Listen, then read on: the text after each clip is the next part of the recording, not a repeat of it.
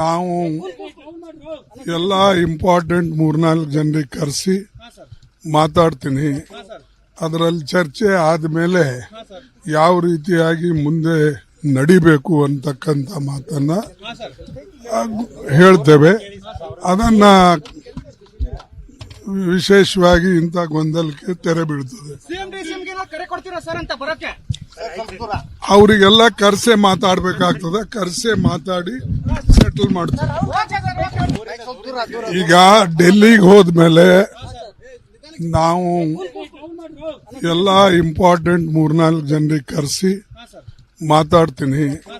ಅದರಲ್ಲಿ ಚರ್ಚೆ ಆದಮೇಲೆ ಯಾವ ರೀತಿಯಾಗಿ ಮುಂದೆ ನಡಿಬೇಕು ಅಂತಕ್ಕಂಥ ಮಾತನ್ನ ಹೇಳ್ತೇವೆ.